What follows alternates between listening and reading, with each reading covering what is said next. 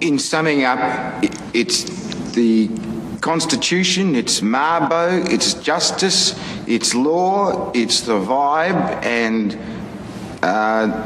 no, that's it, it's the vibe. That was sensational.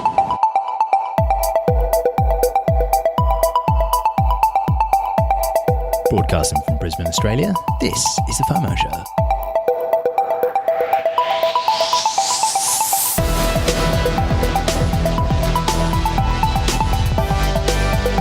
I'm Matt.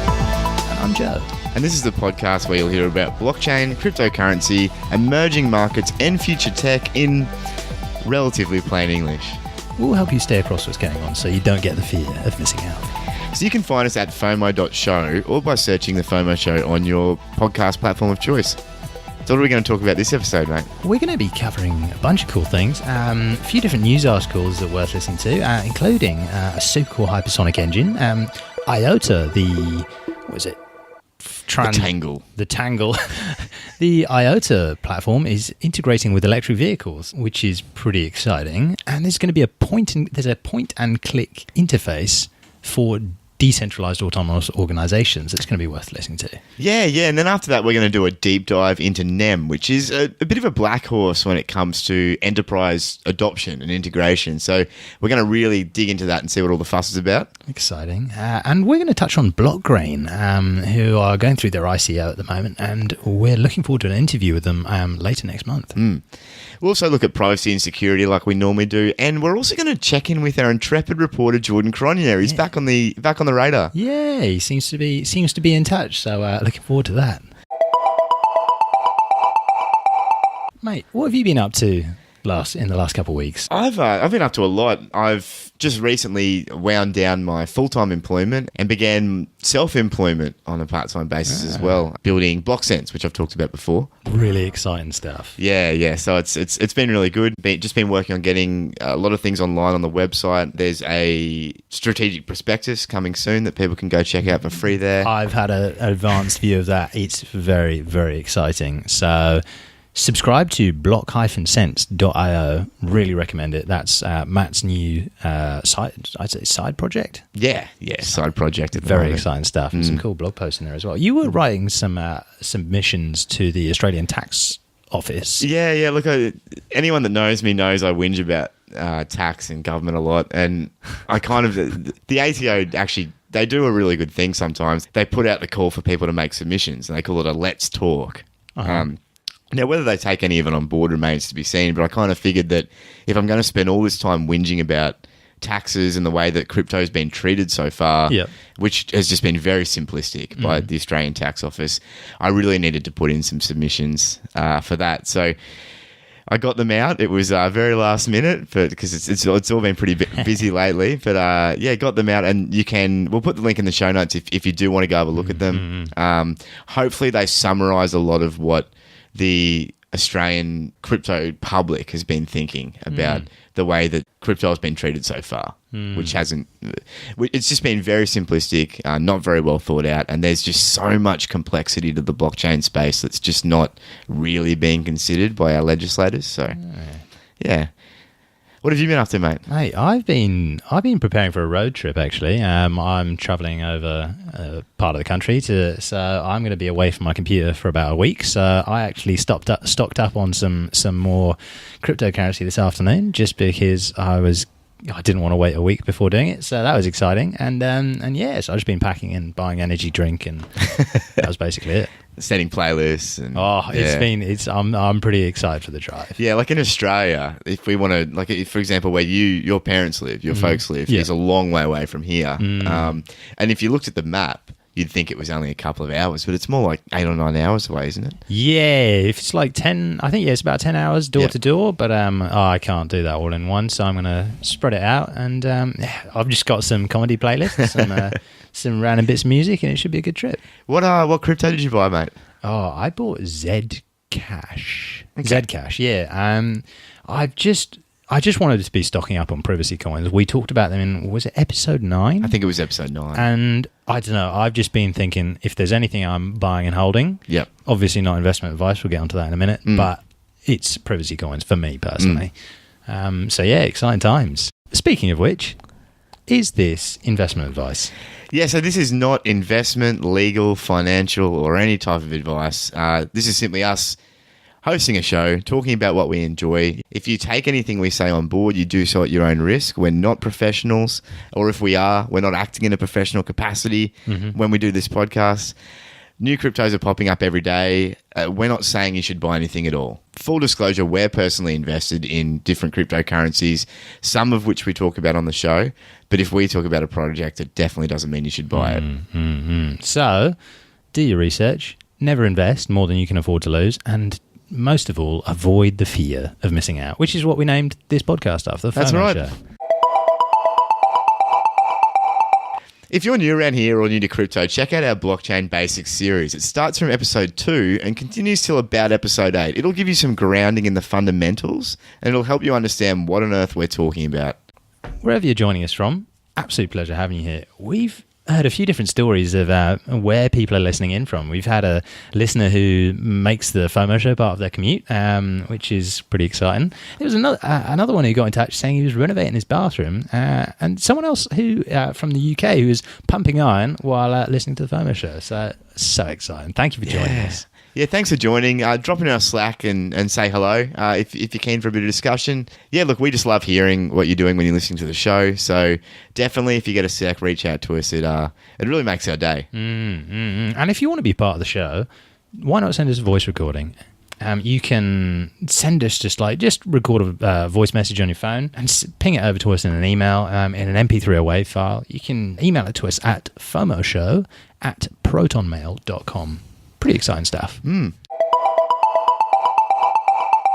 Right, let's get into the news. So what's the first item on the agenda today, mate? Mate, there was a really cool set of stats that came out of Japan. It was from Japan's Financial Services Agency. Just like a really small little tidbit, but they released their domestic cryptocurrency trading stats. And according to their data gathered from 17 different exchanges in Japan, Japan has at least 3.5 million individuals who are trading with cryptocurrencies as actual assets. Yeah, so among them, crypto investors in their 20s, 30s, and 40s made up the majority of the share. They accounted for 28, 34, and 22% respectively of the total crypto trader population in Japan. That is wild. It's huge. And so we're talking about 3.5 million individuals in a country of about 120 million, 130 million, I think, which, I mean, that's pretty good for something that's still meant to be not really mainstream. That's a lot of interest. So in comparison, the financial regulator also disclosed in the latest report that the number of traders investing in cryptocurrency margins and futures is almost 150,000 by the end of March. So that's just not putting in your simple investments. That's leveraging things and using a lot of techniques that are used on more complex financial markets. Next piece, really cool company. So Boeing HorizonX have invested another £26.5 million, so $60,000 not sure, into a company called Reaction Engines. Now, this is a British company which is on track for a 2020 hypersonic jet engine test. Really, really interesting stuff. I think I heard about them a couple of years ago when BAE Systems, who are the UK's largest weapons manufacturer, they invested a bunch of money into them. And basically, they're making this, it's like a hybrid engine which is halfway between a jet and a rocket. And it's capable of achieving Mach 5 in air breathing mode and Mach 25 in rocket mode for spaceflight. Wow. And basically, they're just making a really good heat exchanging technology that basically stops the components from overheating so you can get more performance out of it. Really interesting stuff. So one to watch, Sabre, which is the engine, and it's created by this company called Reaction Engines. We're seeing a few of these companies pop up now, aren't we? The ones that are wanting to essentially use the next layer of space up from where the airplanes fly, because the moment you get up higher, like up around there, you can circumnavigate the world a lot quicker, especially if you're moving at the kind of speeds they're moving. And I think I saw something. It was like one of the companies was aiming to have a flight from Sydney to London take 2 hours, and they're aiming for like 3 or 4 years from now being able to do it, which is nuts. That's keen. And you think of what that would do to global trade if someone can, get from one end of the world to the other in that shorter period of time. The more companies we see taking this up, the better it's going to be, because they're going to force everyone's prices down. So, tiny little tidbit. LG, the South Korean electronics giant, paired up with an Italian furniture maker to build a smart sofa. The Register, who wrote the article, described it as creating the internet of furniture, which is quite exciting. Right. Basically, you'd sit on this this piece of furniture, and it would turn on your TV. It would activate the TV, and the lights would be adjusted. And yeah, very kind of random, but kind of cool at the same time. Getting more tech into furniture, which is cool. So what's this news about India, mate? Yeah, so they announced, according to the Washington Post, a program to give 500 million citizens free health insurance. So suddenly that would become the largest government-funded healthcare system in the world. How nuts is that? Wow. Now, under the plan, which is nicknamed Modicare after the country's PM, the government's going to cover healthcare costs of up to almost $8,000 for 100 million poor families. And they're going to create, a bunch of health and wellness centers as well. But absolutely crazy stuff. So India, continues to grow, and a lot, from people I've spoken to who are from India. Modi he's a little controversial in some groups, but overall he seems to be really loved by at least the citizens who are living abroad who I've come across. But really interesting. On another little note, Sputnik News also reported that Modi has also inaugurated the first phase of the Bastar internet scheme, which is consisting of 40,000 kilometer network of fiber optic cables across a bunch of these districts, which is going to be amazing for the country. Now, there are already a few different big data centers in India, but this is just getting more and more exciting. Just getting India online, getting them really high speed. This country is so exciting to watch. Yeah. So there's really two sides of this coin, isn't there? There's the fact that if all this stuff goes through, India is going to vault itself up the developing world by a pretty significant margin. I mean, just looking at this healthcare says that previously about 10% of people had access to this kind of healthcare. Right. Under this new plan, it'll be about 45%, which is massive, especially if you understand India and the caste systems there. And it seems like this Modi guy's trying to cut across everything. The flip side is, mate, I don't know how they're going to afford this. Yeah.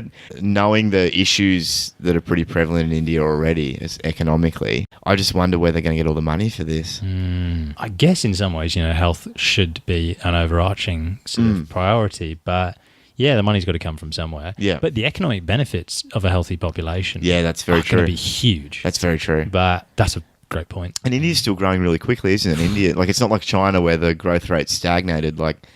They're well over 1 billion now, and they don't seem to be slowing down. Yeah, no time soon. Yeah. And I just need to get more invested in different index funds that are in there, because it seems super interesting. Well, you've got an Indian car now, don't you?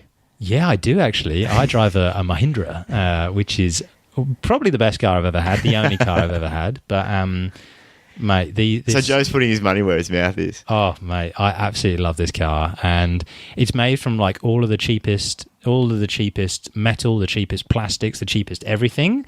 But it is just an amazing car. It looks good, man. Oh, and it's designed to last on Indian roads, and considering we've got fewer potholes here, amazing. Yep.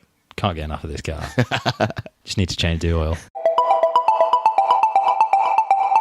So another bit of news, there's a website called earn.com, and it's been around for a little while, and essentially what it allows you to do is to earn Bitcoin by replying to emails and completing tasks. So you can either keep the money or donate it to charity, but it seems to have been designed for people that are very time poor, quite popular, to be able to monetize access to themselves, which is quite a novel solution to the problem of once people hit a certain amount of popularity, they just can't keep up with all the emails and all the requests. And it makes sense to try and put a monetary value on it. But Coinbase has just bought the site.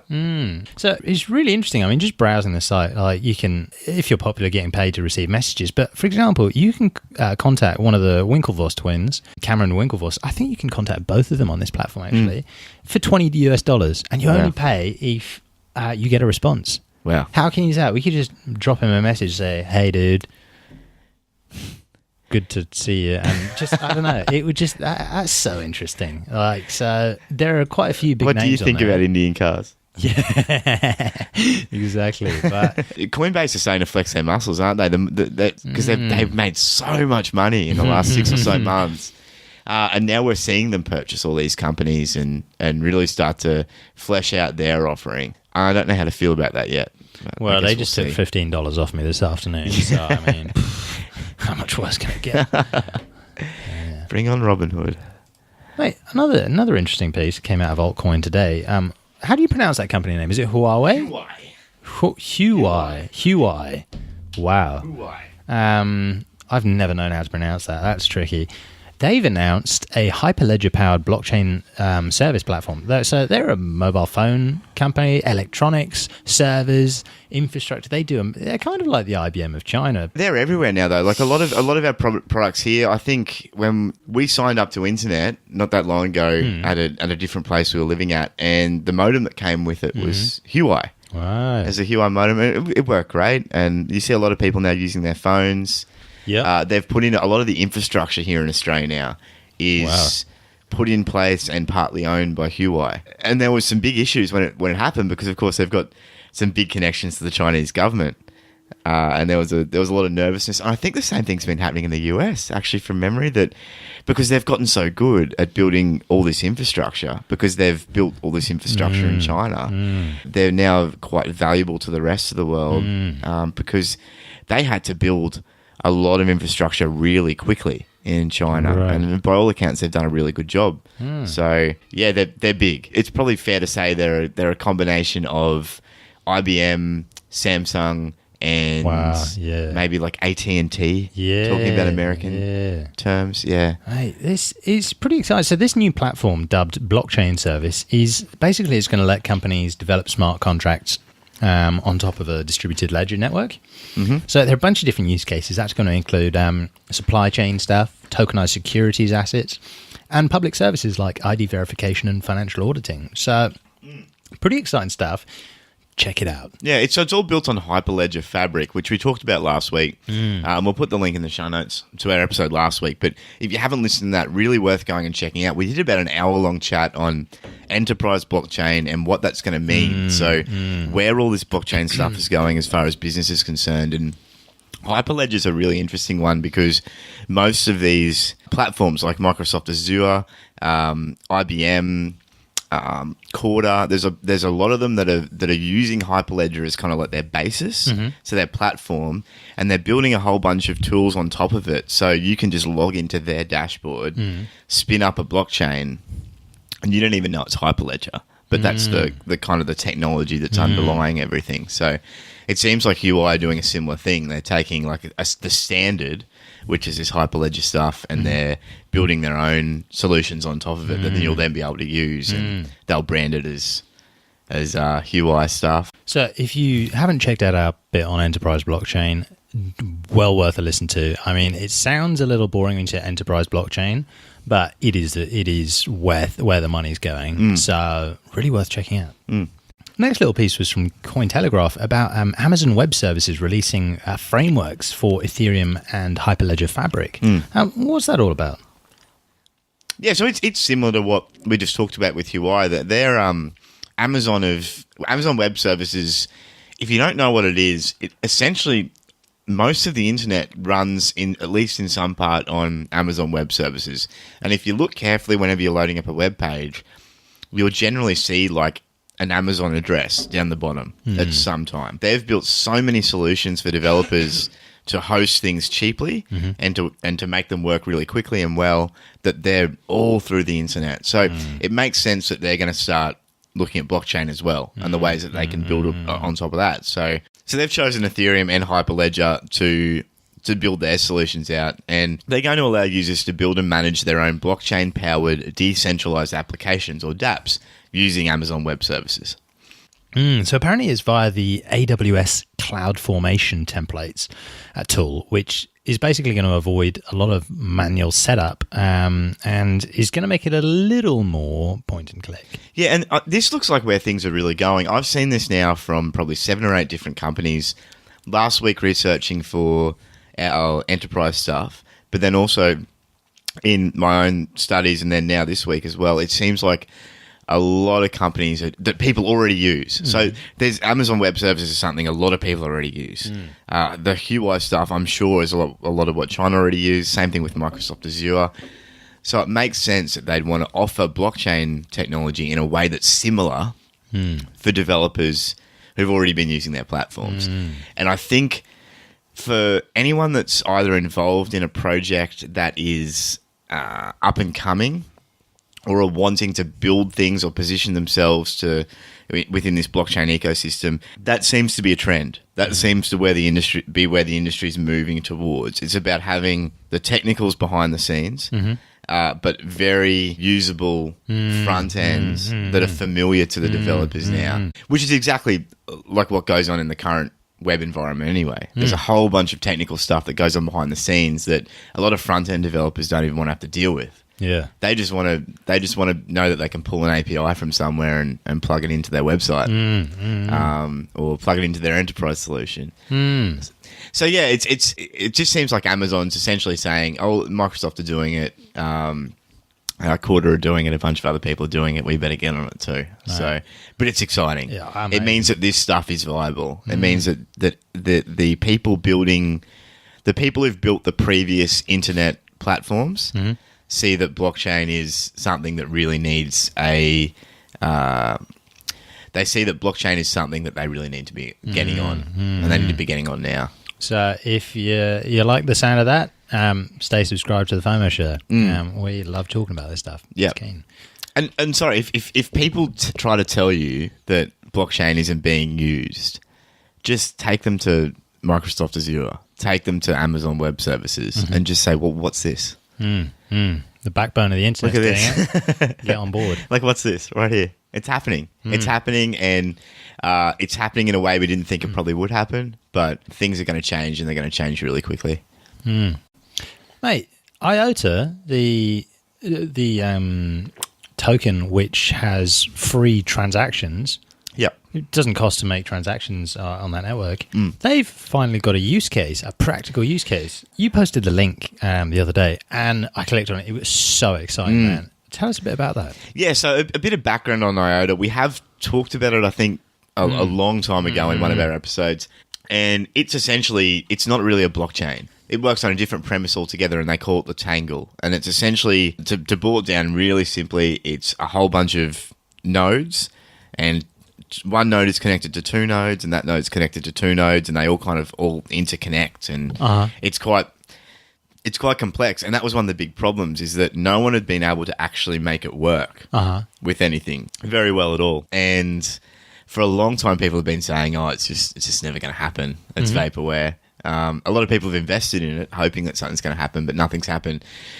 So this thing is really exciting. So a Netherlands-based company called ELAD NL has officially unveiled the world's first Internet of Things capable charging station by harnessing the IOTA Tangle to facilitate direct transactions between the vehicle and the charger. So this application of the protocol it's a milestone because it actually provides a tangible demonstration of feeless machine-to-machine transactions. So what you've got here is a car can literally roll up to a charging station. You can plug it in, and the car will talk to the charging station, and you won't need to go and pay anyone. It'll automatically just debit IOTA from your account, and you just drive away.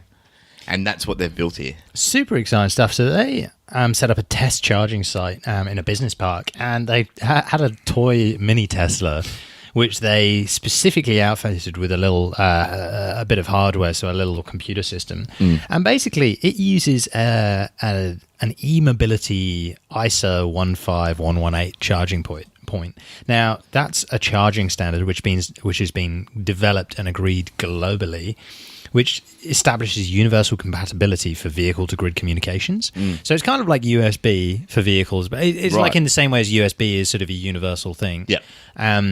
It's that sort of idea, and it basically allows for secure, tamper-free charging and billing of electric vehicles across the world. So we're probably not going to know it as ISO 15118 in future. It's just going to be EM or something. Yeah, call it something. something fantastic. Yeah. But basically means no RFID, no Bluetooth or anything else like that. You just plug and charge, and then the transaction happens. And it's pretty exciting stuff. And this is huge because it means that the whole vision of IOTA, if you go on their website and look at their white paper, is that everything's going to be connected in this Internet of Things. And most of what's going to happen is most transactions are going to be behind the scenes, and they're going to be microtransactions. So they talk about, for example, your fridge communicating directly with a power ledger and just pulling the power that it needs and paying that power in a microtransaction. Wow. So all you need to be concerned about is just keeping your IOTA account topped up, and everything can just automatically secure the network and pay for things just on the fly. Wow. With direct machine-to-machine connections. And it was a really ambitious idea. And that's why IOTA got so much press. That's why they got so much investment early on. But like we said, it was all just talk until now. Now we can actually see something that's done it. It's still a test, and there's still a lot of questions that need to be asked, but it's quite exciting. There is a tool called DAOStack, which is almost like a point-and-click interface for creating decentralized autonomous organizations. What's that all about? Yeah, so a decentralized autonomous organization is essentially an organization that exists on the blockchain and can run itself. So if you say you've got 10 people and you want to come together and build a company, you can now come together and build a company on the blockchain, agree to the rules beforehand, and it will automate a lot of what goes on using smart contracts. So you can set up joint ventures with other companies that will automatically execute contracts. You can have voting, you can have governance, and it's all going to be out in the open, all on a ledger, very accessible, very transparent, and very trustless. And we have covered Aragon before, which is another. It was an ICO about a year ago that are building this. They want to build a digital jurisdiction where people can spin up and spin down DAOs, and we've had a bit of a look at their beta, which is quite promising actually. I started a FOMO organization a few weeks ago on that, and gave it a little crack. But DAOStack is essentially another competitor now that's coming up, and that what they want to provide is the foundational tools for creation, operation, and governance of DAOs internally and externally within a broader ecosystem. So in a nutshell, they actually say this themselves, they want to be the WordPress for DAOs. Now, what is WordPress, mate, and why is it being used here as like an example for what they want? So that's being used as an example because WordPress runs most of the websites on the internet. Like the majority of websites, the reason it's WordPress is the thing that works is because instead of having to edit code or things like that, once your WordPress is set up on your server, you can log in and edit your website from anywhere, which is basically the main thing. It makes it easy, no code and uploading and downloading of files. You've just got WordPress, you log in and you manage your websites. Super easy. And so many people are running websites on WordPress, and it's really straightforward stuff. So it just makes it really easy. It brings it brings the technical skill level required down. Yeah, it's incredible. I mean, the BlockSense website I built a few weeks ago was built on WordPress, and it took me half a day, I think, to get everything up and running, and it works really well. And the plugins that you can get just make things so much easier. You could make a website into a social network, an e-commerce website. You can basically make WordPress do anything you want. So I think every website I've built since I was about 13 has been running on WordPress. Really good stuff. And you can just do so many different things. Yep. And that's what these guys are wanting to do with DAOs. So they want to make it so that you can essentially, if you take a WordPress example, you'd start your website or your DAO, and then it would just have the bare bones, and then you would begin to load in your plugins, and they'd be different plugins for governance and for tokenization, voting, joint ventures, accounts, whatever you want to bring in there, you can bring in there, and then you could essentially just swap in, swap out what you want, manage permissions. That's their dream for DAOs. They just want it to be very easy. They want it so that anyone can do it.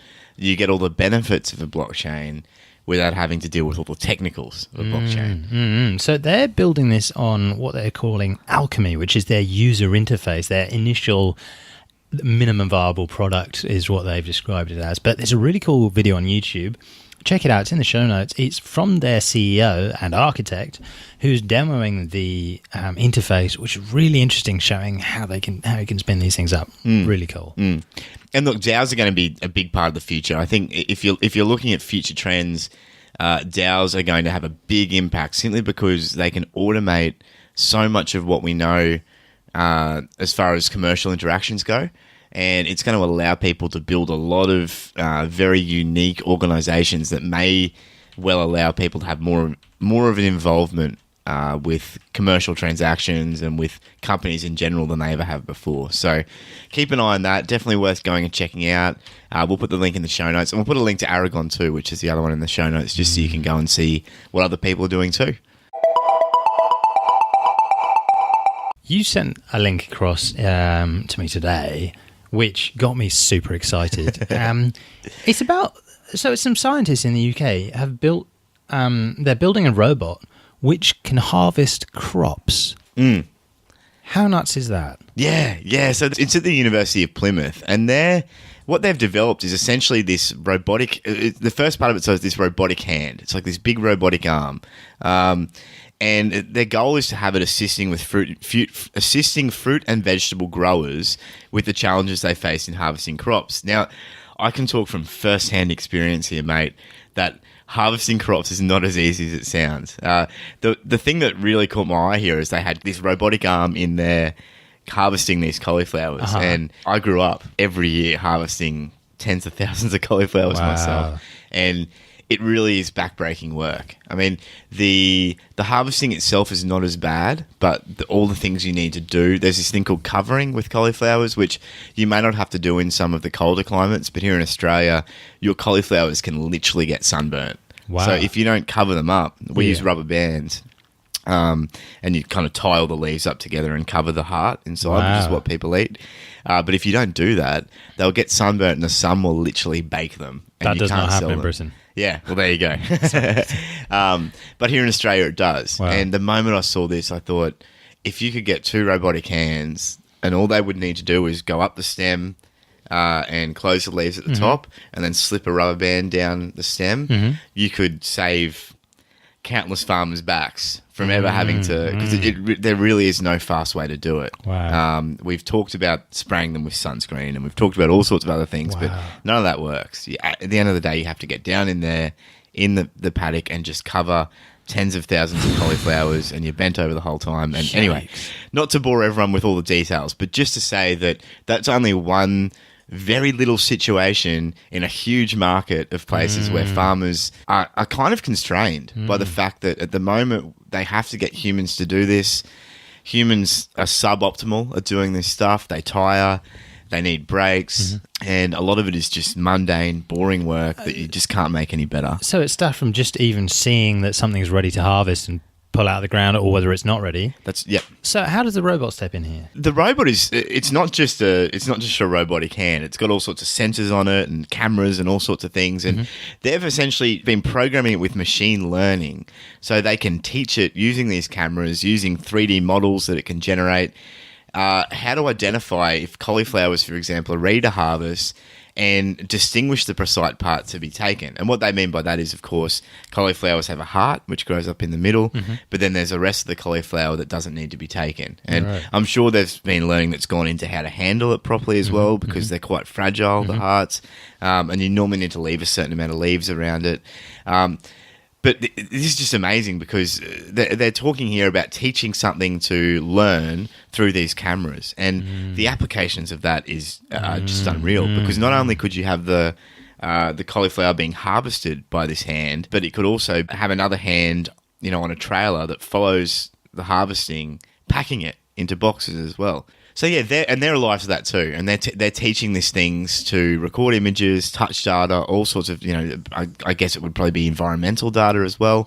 So they may just go out automatically once things are ready and start harvesting without even needing to tell the farmer. Really exciting stuff. So the main researcher behind this has spun out a company called Fieldwork Robotics Limited, and he's exploring potential business models which will bring the tech to market within 2 to 3 years.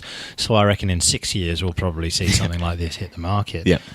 Really fascinating stuff, and that could involve the machines either being owned by contractors, with farmers buying the service when they're needed, or some of the larger farmers could definitely just Buy purchase those themselves. outright. Fantastic stuff. And look, and this is where you will begin to see these whole new business models start to come up. As this tech really starts to come out, like he's talking there about a whole new market of contractors that never existed. If it's only the contractors that can afford it, there will be a whole new market for people, not only for the contractors, but for instruments that also can tell the contractors automatically when things are ready in the field. There'll be, there'll need to be payments around that, commission based. I assume it will be smart contracts, but you could eventually get to the point where farms do own like a fleet of these things and they just run themselves. They just send them out and they do most of the farming for them. And it's going to come down to a lot more about training these things to do the task properly and in the way that suits the climate, because the climate in the UK, like we were talking about, is going to be very different to the climate in Australia, and the needs and the risks and the specifics are going to be very different. So there's going to be, I think there'll be a lot of room here for companies that know the farming techniques, but also know the robotic techniques, and they can teach them to operate optimally in each different area. Yeah. So that's an emerging market right there, I think. Speaking of agriculture tech, we've got an interview that's queued up towards the end of next month, I believe, towards the end of May. So it'll probably be coming out early June. Yep. With a fascinating company called BlockGrain. For people who haven't heard, what's BlockGrain all about? Yeah, so BlockGrain is an Australian-based company, and they've been around for quite a while, but they've only just bumped up to the point where they're going to be doing an ICO. So they've kind of taken the route that we like to see people take, which is consult with the industry first, build out your technicals, begin your project, and then seek funding. So they've been around, I think we've been hearing from them for about 6 to 9 months. So they're not new in the space. But their vision is, and this is taken directly from their white paper, it says, imagine if all stakeholders in the agricultural industry could make better informed decisions, eliminate unnecessary paperwork and dockets, reduce supply chain inefficiency and risk, open markets, and increase the bottom line by conducting business in one simple platform. And they want BlockGrain to be that platform. So I'm guessing this isn't just for farmers who are growing grain, but from what it looks like, it's a system that means that you can automate the supply chain, manage your inventory, and connect a bunch of the market players together with useful information and smart contracts. Yep. There's a huge amount of stuff that's going on here. Why are they bringing this in? Why is there a need for this? Yeah, so I think we talked about this a bit before when we featured INS, which was the decentralized grocery service, the ICO that they were running. There's a lack of trust and a lack of visibility throughout the whole agricultural industry, because essentially what you've got a very old industry which has kind of grown in dribs and drabs. And there's been new, for example, when refrigeration came in, there were new areas that sprung up around that. And when, automated machinery came in, there were new areas that sprung up around that. And there's all these disparate areas. And generally farmers can find it very difficult to deal directly with the market because they're working at such a scale now. They generally have to give their produce to an agent who holds it in a cool room, and then they handle the relationships with the people that stock it. So your supermarkets and your grocers and everything like that. And there's also a lack of disclosure. So it's hard for farmers to know if they're getting what they should. So, for example, in the grain industry, they normally sell most of their grain to like a bigger organisation. And then that organisation will send grain to different places and they'll on-sell it. And there could be 4 or 5 steps between when the organisation receives the grain to when they actually sell it properly somewhere. And the farmer, at the end of the day, normally just gets told, it was sold for this much, and there's not much of a way to know that. The other side of that too is it's also hard for consumers to know that they're getting produce from somewhere they think they should. And a big one with that is organic. A lot of people like buying organic, but if you're a customer in a shop, you don't know whether that that product is actually organic. You know, you don't know whether it's actually come from the right place. What if a truck picked up the wrong pallet and it was meant to be an organic one and it wasn't? There's just no real way to know. So they're looking at saying, well, the blockchain can solve a lot of those problems. Wow. If you do everything on the blockchain, then you can authenticate it all. And that will also solve a lot of the poor data management in those industries too. There's also inefficiency. They've got a statistic that says 1.3 billion tons of food is wasted per year simply because of inefficiency. And I can tell you that from experience, that does happen. You'll go to a market here, like the one here in Brisbane, and you will see food that's just stayed too long in a cool room, or hasn't been put away when it should have been put away, and eventually some of it gets spoiled, and there's just nothing you can do. And same thing with fruit stores. You know, there's a lot of inefficiency there. There's people throwing things out all the time. And I was watching a show the other day, and they were saying that in the US, I think it was like 43% of food is wasted. Wow. And then across the world, the person who was being interviewed, they said that was close to 50%. Wow. Which is insane, which means for all of that grain that a farmer is actually producing, half it's actually just going to go to waste anyway, which is kind of sad. But And if that went to the developing world, you know, you could feed all the people that aren't getting fed with that wastage. So there's a lot of issues. There's market issues as well. There's supply chain issues, which we've covered before. And they're essentially looking to be the one-stop blockchain solution for the agricultural industry. So we'll be interviewing them in May. They've just begun their registration for their KYC, the Know Your Customer, and their token sale opens on the 26th of April and it runs till the 24th of June. Really worth checking out. I think they've done things the right way. They've waited. They just haven't launched. Have a look at their white paper. Feel free to ask questions. That their team is around. I know Megan from their team is on quite a few different platforms, and she's generally pretty quick to respond to questions. So definitely one to check out. Really promising, I think, what they're trying to do. But we'll have an interview with them late next month. Well, the planet that's heading towards 9 billion people in the population over the next 30 years, it's never been a better time for a company like this to come into place. That's right. And if you can hook up the robotic technology, which we just covered before, like stuff like that, with the blockchain technology that these guys and other guys are building, I mean, who knows? Mate, farmers just will be able to sit back and put their feet up. Just spray a bit, just make sure there's oil in the robots. They deserve it, mate. They work really, really hard. So last time we had a call, or we called our intrepid reporter Jordan Cronje. He was in Vladivostok, and he was under the mistaken impression that we'd asked him to go there to do some reporting for him. And from what we could gather, I mean, it was audio. We didn't have any video feed. He was in the back of a car going to an undisclosed location. Now, he'd gone very dark for the last 4 or 5 weeks, enough that we did start to get a little bit concerned, but not too concerned. But we have managed to make contact with him again. He's given us a contact number in a place called Liberland, I think he said it was. Yeah, so let's give him a call anyway.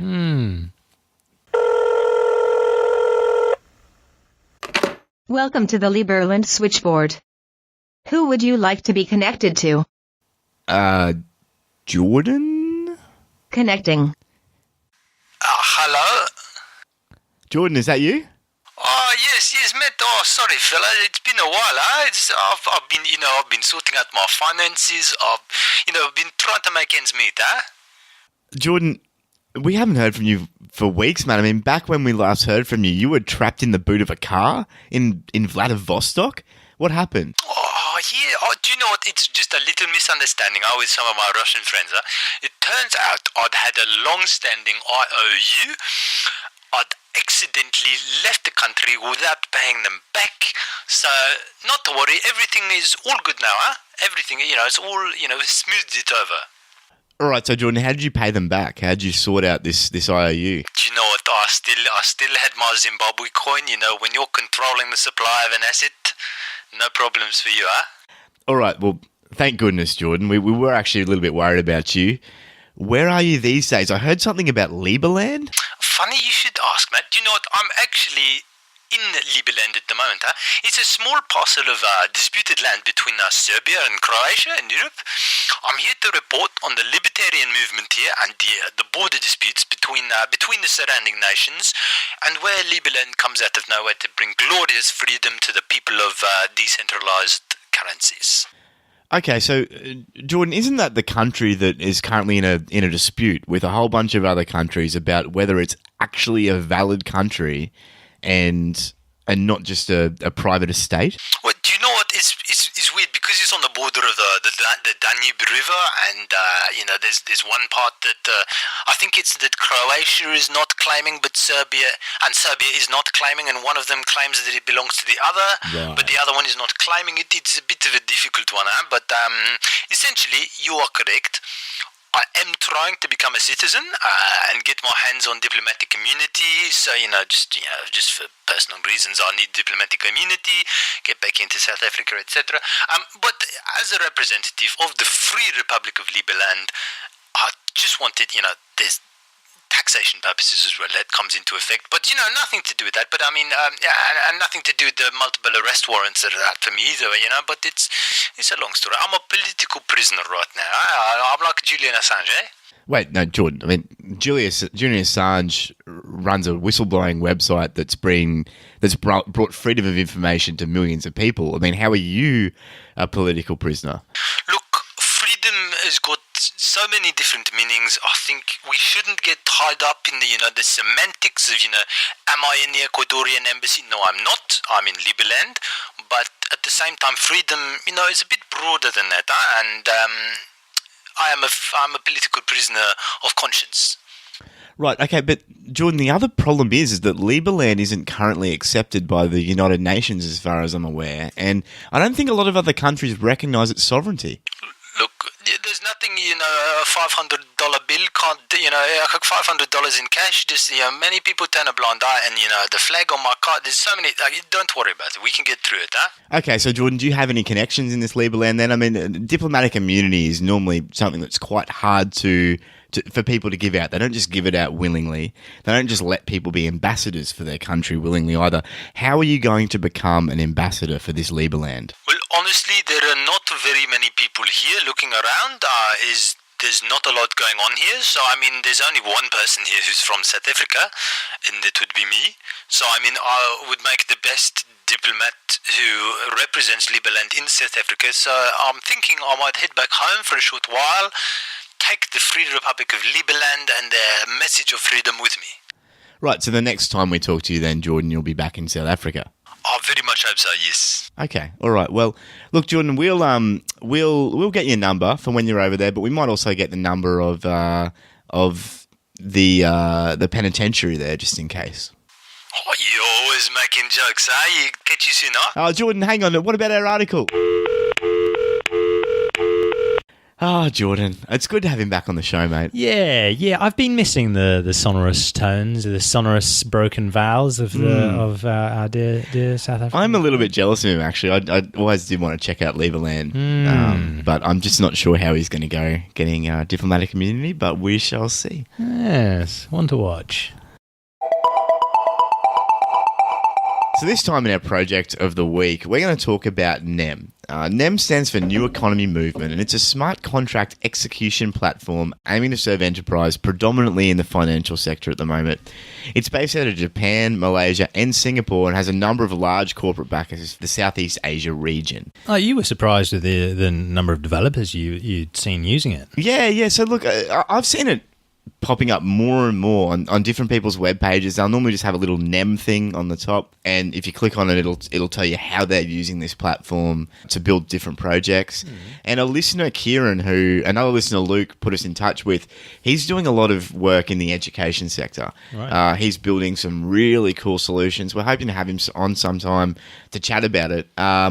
He uses NEM for the projects that he's building within the education sector. And so we'll put the link in the show notes to his website and his projects. But when I started digging into what he was actually doing with it and what other people have been doing with it as well, I was really surprised. And we went to a meetup recently, and I think we touched on it in another episode where NEM was being featured too. And even that was quite eye-opening as to how far along they were. Yeah.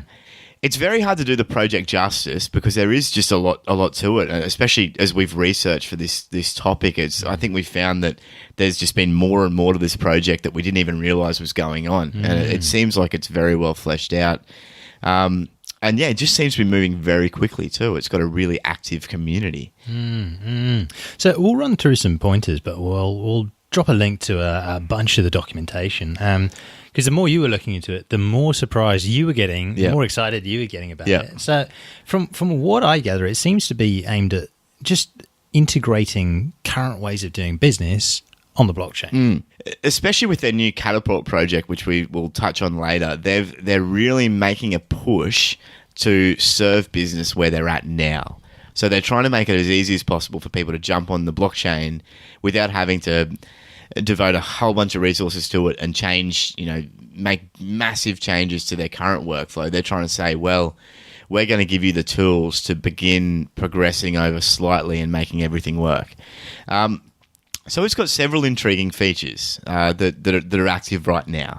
The first one is detached smart contracts. So NEM facilitates smart contracts, but they're designed for the execution to occur offline, such as on like company servers, for example. So at the moment with Ethereum, if you build a smart contract and you deploy it, it's deployed onto the chain and everything has to happen on the chain. And you have to be very careful about how complex you make that smart contract or how much resources it's going to take up because the amount of execution space on the blockchain is quite limited. But NEM focuses more on having what they call smart assets on chain and having the smart contracts which are tied to them exist on servers somewhere else. The next cool feature is smart assets. So mosaics are the smart asset of NEM, and they can be used to connect any asset, whether it's real or whether it's digital, to the blockchain. So CryptoKitties may have a big life on NEM. Yeah, and they use these mosaics essentially to say that you can put almost anything on the blockchain and give it blockchain personality. And they've made a real point of fleshing the system out as much as they can because they really believe that everything that we know now will have some kind of blockchain personality in the future. Wow. So those two kind of go hand in hand, the smart contracts and the smart assets. And your smart assets are what exist on the blockchain, and then the smart contracts, which govern a lot of their behavior, can be connected to them, but doesn't necessarily have to do all the work on the blockchain itself. So, I mean, from the presentation that we went to, I mean, there are a bunch of different things that could be smart assets. You've got, I think they mentioned the example that I think Cardano were actually doing with it, but you could have your diplomas and degrees, certificates sort of verified that way. So that being smart assets, you could also have your copyright detail. What would you call that? A log that you own the copyright to something sort of logged on there as well. So it's an interesting, plenty of different things could be. I mean, anything could be a smart asset. So really exciting how they've, as you said, fleshed that out. Yeah. So NEM have also worked out, and this is a bit of an enterprise trend anyway, so they worked this out quite a while ago, but this seems to be the way everything's going, that enterprise is going to want private blockchains. They're not just going to want public blockchains, but they also will want private blockchains. And what they've identified is that the great thing about a public blockchain, apart from all the other benefits we talk about all the time, is that it's very secure. There is so much security in having a big distributed system that has data centers in pretty much every place in the world. So they've developed this system called MyGen, which is what they're calling their private blockchain system. And it allows you to spin these private NEM blockchains up at will. So they're very similar to the big public NEM blockchain.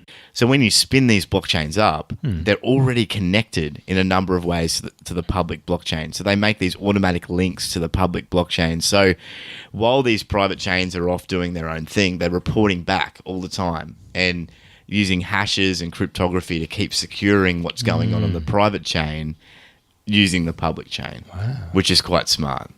And it's a really novel solution to the security issues that come with private blockchains. Right, wow. A really exciting thing is the API system that they've built. So arguably, they've got the most advanced blockchain API system that's around, which it allows you to build web apps or websites that you can make interact with the blockchain. So you could build a little website, and then you can have actions on your website will cause things to happen. Yep. cause things to be logged on the blockchain. Yeah. If you were building a web application currently, how would you use APIs? I guess right now you sort of you could write things to a database, for example. So you could, just as a basic example, let's say you were creating a web app which is a game for, I don't know, we'll call it Flappy Bird. And people on your website can just sort of go on and play the game. Now, you could have, for example, as soon as a player is finished, their score appears, and then with high scores, that would all just be logged into a database, for example, so you could show the top 100 high scores. Using something, using a blockchain instead of your database, not that I'm sure why, but I mean, you could, for example, whenever someone completes, it logs on the NEM blockchain. This is the high score from this user at this time, and then it can pull them all from there. So it's sort of like validated high scores in a way. So that's sort of how you'd be able to plug things into an API from your website. Yeah. So that's a really common technique at the moment that web developers use currently. They'll pull APIs from different websites and different companies and different games or whatever, different databases. And that seemed to be one of the big issues that a lot of people said about the blockchain, is that there just wasn't that same communication. They were having difficulty pulling data. So reading. Yeah. So that's one of the key things, is reading from and writing too. So really exciting stuff. Yeah. So that's just another way that they're making it really easy for developers to jump on and feel familiar with things. So the next thing that they do really well currently is they've got a very robust multi-signature account system. So if you spin up a NEM account, you can assign what's called co-signatories, and it actually allows up to 32 people to have control over these accounts based on set rules that you set when you set up the account. So, for example, let's say we have a FOMO account and Joe and I can both use it, and it only requires one of us to be a signatory to validate the transaction. But if more than 25% of the funds in that account are going to be used, we both have to validate the transaction. You can set up rules like that. Wow. So it would be really handy if you're going to build like a decentralized autonomous organization on NEM, or if you're going to have some kind of merger of companies or some complex financial interactions. You could have different conditional statements and smart contracts that dictate how you can use that account at different times, and you can have a whole bunch of people participating in that at once. And that's we can't overemphasize enough how difficult that is to do in the current banking system. And this is why they're focusing so much on the financial stuff, because if you want to have an account at the moment with a bank and have a bunch of co-signatories to that account, that normally means literally having let's say you want to do a transaction over 10% of the account value, you would literally have to have everyone come in and sign a document, for example, to do that. I don't know of any apps where you can actually do that. I don't even know if there's that functionality at the moment. But what NEM are actually doing is they're saying, we're going to allow that for our blockchain, but we're also going to make it so that banks can start to do that if they want to do it as well. They're going to offer that technology to them. So that's huge. It's massive, man. It's very revolutionary, and it's something that you can only do on a blockchain. What was the final standout feature for you? So the final standout feature is of the current features is this thing called apostille, and it's like a notary for smart assets. So let's say you've got a car dealership, and actually, no, let's go one step back. And let's say you've got a car manufacturer. Yeah. Okay. Let's say it's Ford. Yep. So the Ford factory in America, let's say every time they spit out a car out of that factory, they put an entry on a NEM ledger that corresponds to that car. They might have like a little blockchain chip in the car as well that can actually interact with the blockchain when it's got internet connectivity or whatever. When that car gets sold to a dealership, that ledger entry will update the ownership from being owned by the Ford manufacturer itself to the Ford dealership. And then if the Ford dealership sells it to someone, let's say the Ford dealership just sells it to a normal person, then the ledger entry will be, the notary will be updated again to say that it's not owned by the dealership anymore, it's owned by the person. But anyone checking that notary entry would be able to see that it's owned by that person, it's come from the dealership, and then it's come from the manufacturer. It was manufactured on this date, at this factory, at this time. a lot of the issues at the moment with selling cars and knowing where things have actually come from is that you've really just got to trust that's where they are. There are some notary systems where you can look that stuff up, but it's a lot more difficult. And it's only for specific industries.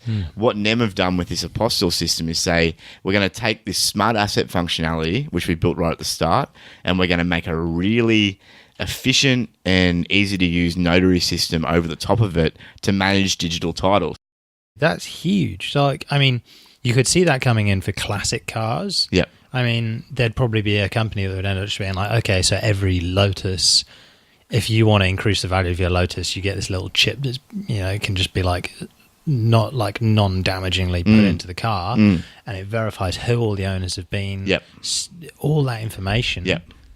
I mean, that could even be... And it's on the blockchain. I think that's the big thing. Like at the moment, even with the validation systems, if someone can hack a server and edit some entries, you've got no way of knowing whether the current like notary system that talks about the car's history is actually true, because that thing could have been hacked. Things could have been altered.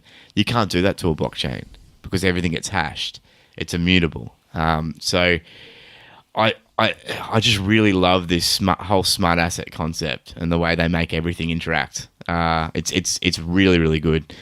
So what are a few other current features to this blockchain, mate? There are so many things that are built into this system. There's the built-in messaging solution. There's a process-activated or manual sign-off function for transactions, multiple approvals, as we touched on earlier. I think the big thing with NEM at the moment is they're really honing in on the financial system as where they want to be building most of their tech for at the moment, because they see that as being the area that they can most disrupt what's going on. There's a lot of compliance stuff, audit trails, anti-money laundering, freezing accounts, transaction reversal. Huge amount of stuff that can go on there. Yeah, and they provide the tools for financial institutions that want to adopt the NEM blockchain to do all that stuff, but do it in a way that's open and transparent, which I think is the key. So the customers are getting a better deal, but the bank's also not losing a lot of the functionality that they currently had, which makes sense. You know, I mean, we talk all the time about how the world would be great if everything was just running on a completely decentralized, distributed money system, but the fact is that all these financial institutions are going to need someone to help them integrate all this technology as well. And I like the way that NEM is trying to bring more openness. They're just to putting that. themselves forward as, look, we've got all these. This is absolutely incredible stuff that they're building here. Absolutely amazing. So what's this whole catapult system about? Yeah, so this is really exciting, mate. When I found this and I read the white paper of this one, I was really impressed. So Catapult is kind of like NEM 2.0, and it's a specific new set of blockchain functions that are designed to be highly scalable and enterprise grade. So the goal of NEM Catapult is to provide a blockchain solution for large enterprises who are shifting to the blockchain. Right. So a large amount of the technology that they're developing is focused on allowing external, decentralized, and centralized applications and smart contracts to all transact on the blockchain together. Wow. So some of the features is that they've got a bulletproof digital asset creation system. They've actually implementing decentralized swaps between different blockchains. Wow. They've got advanced account systems that they're integrating, and I think they're quite similar to what EOS is setting up. So they're trying to make account systems more robust, less clunky, like we currently know with Ethereum and all the other blockchains.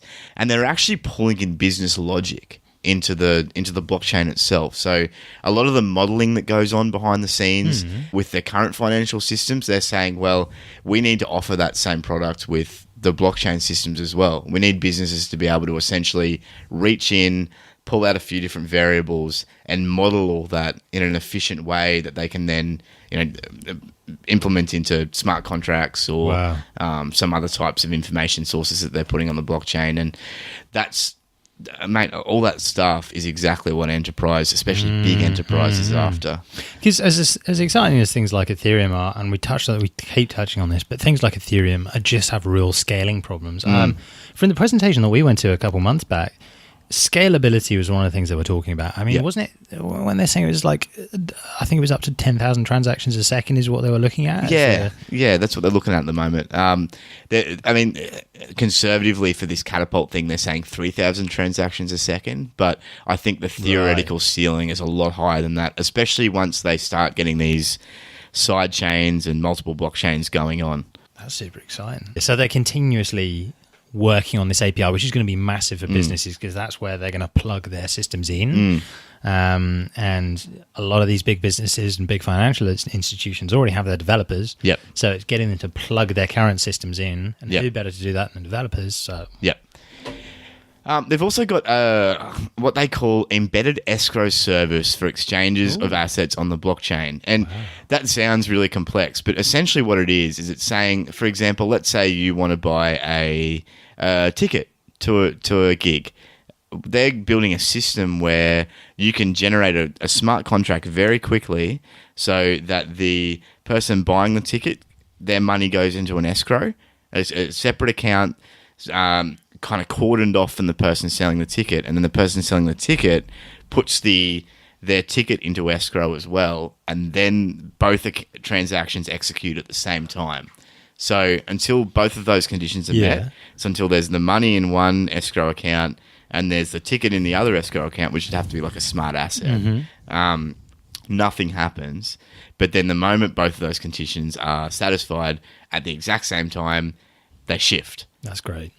Which is and what they're saying is that's that kind of functionality, that escrow functionality, they're building into the bare bones of this. So you can apply that kind of logic wherever you want, and it's just going to be automatic, and people won't even need to know that it's going on behind the scenes. But it's going to result in, for example, let's say there are issues at the moment when you try and pay someone something and payment doesn't go through, but they've already delivered the product, or vice versa. They don't deliver the product and you've paid them. The solution to that is having both things be held somewhere else in escrow until they both come in. And that seems to be what they're trying to build into the central of this, which is really cool. And we were mentioning the multi-signatory accounts, so you're having up to 32 people managing stuff. But another plug-in to that is that you can have permissible access. So people only access what, specific things. So maybe your finance team only see, your financial accounts, but not necessarily like, more detail on other areas. Or, your new starters only see sort of lower level stuff. You can really sort of lock bits off, which is kind of an interesting little feature there. Yeah. So they essentially want people to be able to really manage who can see what, when, in a lot of these bigger institutions that begin to have a lot more blockchain personality. So this is in early access at the moment? Yeah, it is. Yeah, so they've got a working product. There's people testing it right now. Their white paper is quite extensive, as is their technical documentation. But essentially what they want this to be is this will become the NEM engine. So once this goes live, once this is in a stage where it's enterprise ready, it will become NEM 2.0. So it'll have all the current features of NEM plus all these new features, which is, mate, in and of itself, it's great because essentially it means that they can upgrade their blockchain tech at will, but only once the features are ready. Wow. Which is a really, it's kind of what we've become more used to with project development in the last 20 years.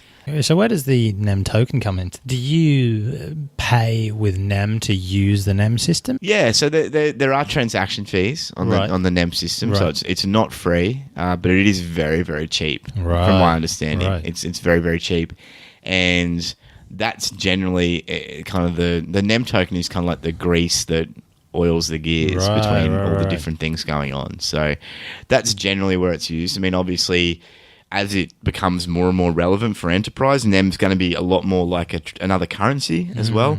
I think a lot of the applications that build on it are going to be using NEM as the native currency. But at the same time, NEM are doing some really unique stuff with being able to essentially tie fiat transactions to the NEM blockchain. It's more with this catapult version that they're doing, but they're going to allow banks to integrate a lot of their current systems with the NEM blockchain, so you can get the trustless element of like recording the transactions onto the ledger and the interaction onto the ledger, but the eventual payment could still be made with like US dollars or Australian dollars or whatever. So that's kind of hard to explain on the podcast. We'll put the links in the show notes. There's some really good diagrams on the Catapult site that show how all that's going to be managed and how and what their plan is for it. But yeah, essentially NEM is mainly used as a transaction fee mechanism at the moment. Wow. Yeah. Fantastic. So what are your overall thoughts on NEM and where it sits within this blockchain ecosystem? Yeah, look, NEM is a bit of a dark horse, I think. I think a lot of people aren't really taking notice of what's going on with it. I definitely haven't, that's for sure. Yeah, well, look, mate, my impression is that the people that are taking notice of it are all in on it. They're using it for so many different things, whereas anyone that isn't taking notice of it NEM doesn't seem to be out there making a big deal about itself. My impression of NEM is that they're just kind of these very hard workers in the background who are just getting down to building a platform. And I think in a couple of years' time, or maybe even this year, we're just going to see them explode onto the scene where a lot of the back end of, especially the Southeast Asia region, which seems to be where they're concentrating, a lot of the back end enterprise systems there will be running on NEM. And I mean, we know for a fact that Southeast Asia, as well as China, is very up and coming in a lot of ways. You know, they're becoming more and more noticeable on the world stage. And if the institutions out of these areas are transacting on the NEM blockchain, it's going to make a lot of sense for a lot of people to get on it. So I really like NEM. I think they're doing the right thing. I've been very impressed the more I've read with their technical documentation. The more I've seen from people who are developing for it, I think it may actually become a developer favorite as it begins to bridge the gap between the current internet and the new blockchain, because they just seem to be concentrating on making things really easy. Wow. Okay, Google, remind me at 6 p.m. to buy NEM, not financial advice. Okay, do you want to save this? Yes. Okay, reminder saved. I love Google. So, privacy and security, how do we get off Google? Day one of getting off Google, what was your, obviously there's Drive and Calendar and all those things and Gmail. Yep. What's the first thing that one of our dear listeners could do to change? Change your search engine. Go on. So Google, apart from everything else, Google started as a search engine. That's still the main way they track you across the internet. Because, like, you don't think about it as much anymore because it's so natural, but everything we do on the internet tends to go through Google now. Like, if you want to go to a website, you don't spend the extra 1 second to type in .com or .io or whatever it's going to be. You just type what you remember into the search bar and Google finds it for you, and then you click on it. So that's and then of course once you've typed it in the search bar, then it tracks you across that website, and all sorts of different things go on behind the scenes that you don't see. So what I did, and I got to admit, it was only about a month ago. I should have done it a lot earlier, but Google was just so damn convenient. I changed to DuckDuckGo, which is a search engine that's essentially, their thing is that they value your privacy and security. So they don't track you across the internet. They used to be a lot worse. They've gotten a lot better with their search algorithms. So the last month or so, I've found that it actually works pretty well. There's only been a couple of times where I've been like, I actually probably should go to Google to get exactly what I want. They seem to be pretty accurate with their search results. And I've honestly, I've barely noticed that I've been off Google. I've just changed all my defaults in all my browsers to DuckDuckGo. Wow. And I guess the other thing to say is too, the other way that you really should Google yourself is stop using their web browser. Interestingly, so the Google Chrome browser, they've got a bunch of developer tools there that, you can see the code behind a web page, all these kinds of things. You can also measure how fast a page is loading and see which resources are being loaded in. A lot of cool nerdy stuff. Yeah. Interestingly, if you accepted the terms and conditions to send information to Google, every single web page on the internet, that developer tool in the back end, which you don't always see, but you can show at a moment's notice by pressing F12 on your keyboard, that data from every single Chrome user who has accepted that is being used to tell Google how fast each website is to load, and then Google then use that speed as one of the factors in their search ranking algorithm. No one knows exactly how much, but I mean it is a factor. And millions, hundreds of millions of people around the world are contributing without their knowledge because they clicked next and didn't uncheck a checkbox. They're contributing the speed data for the pages they visit. Yeah. Google are outsourcing it all to the browsers. Wow.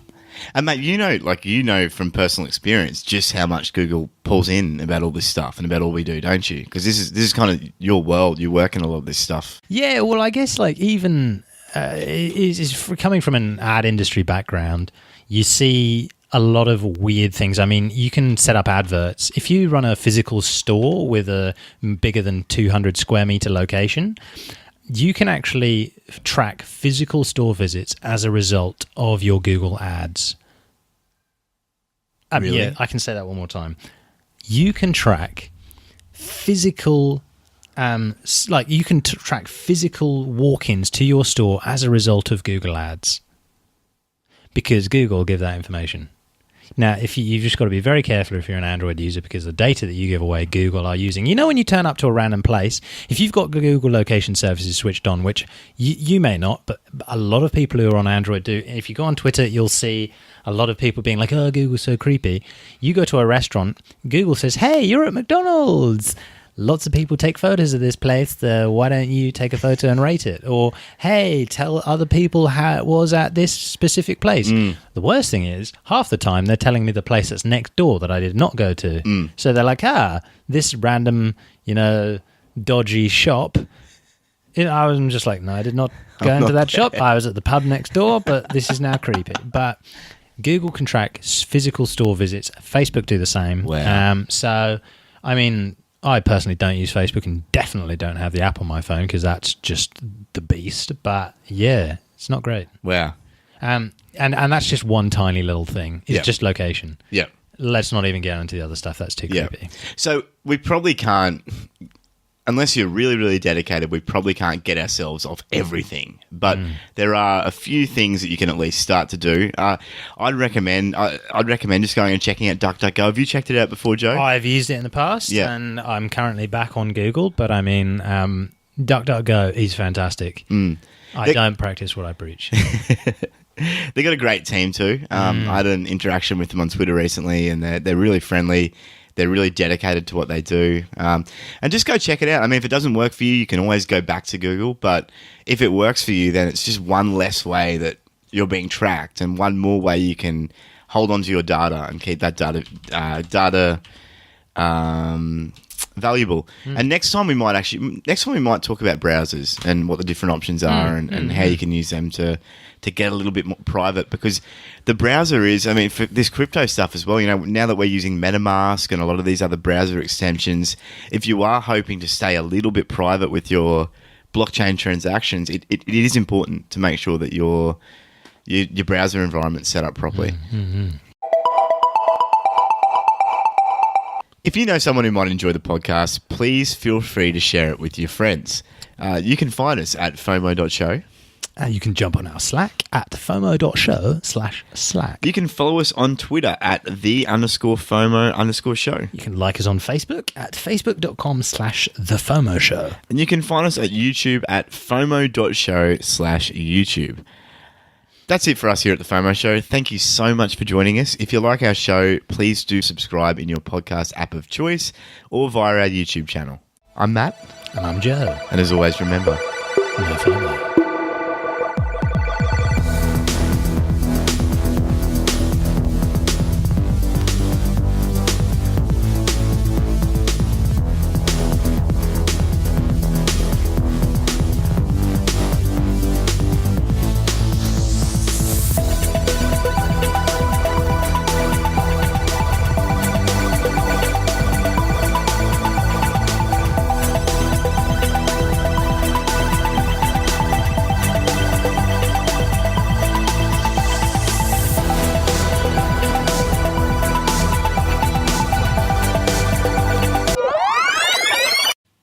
That's the last we ever heard of Matt.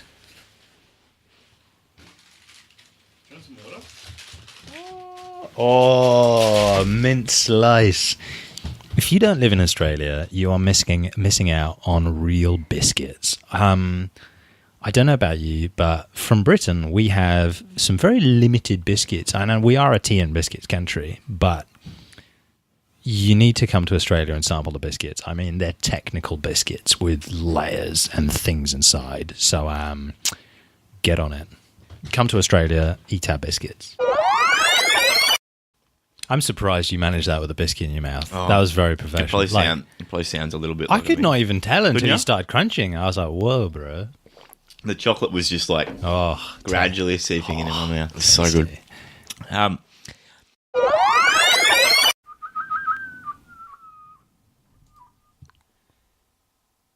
Was that repeating what you were doing? No, I was just whistling. Oh, I swear I could hear two different whistles. Yeah, that was me.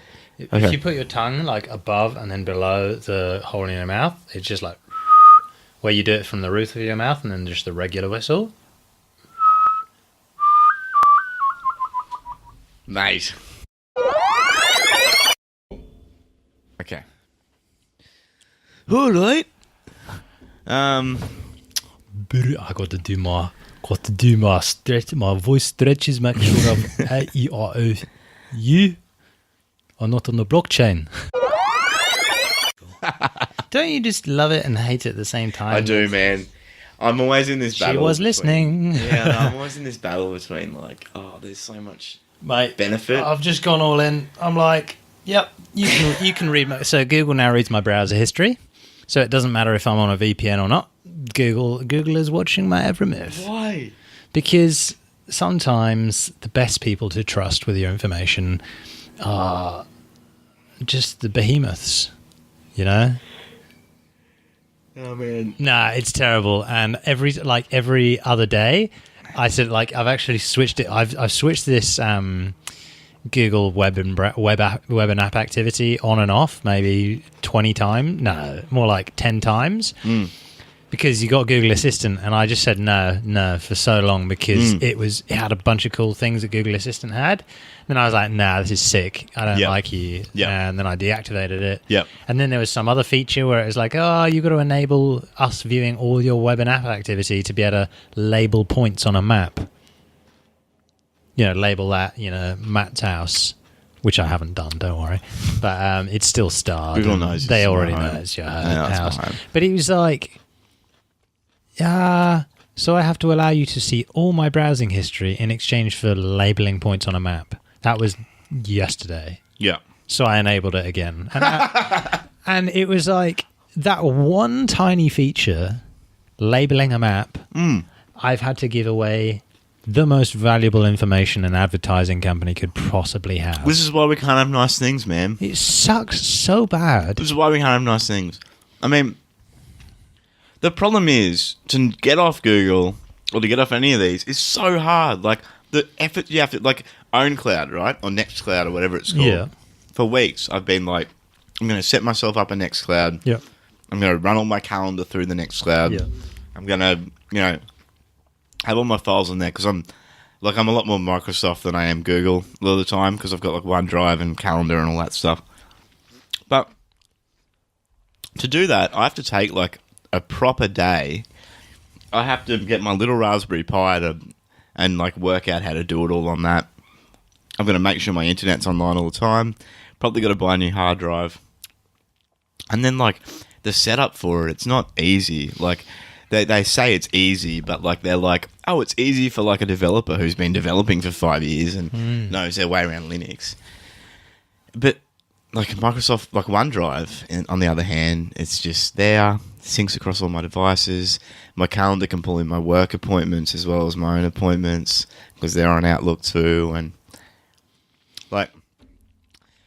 I think this is what Dr. Strangelove meant about stopping worrying and just learning to love the bomb.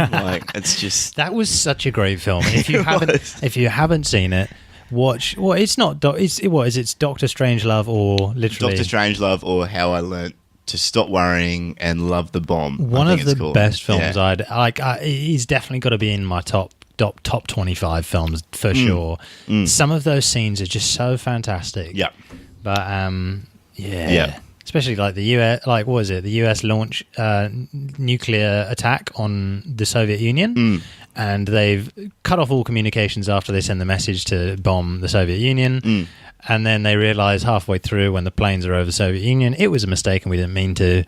Nothing they could do about it. Anyway, long and short of it is, we are trusting these behemoths far too much with our private information. Yep.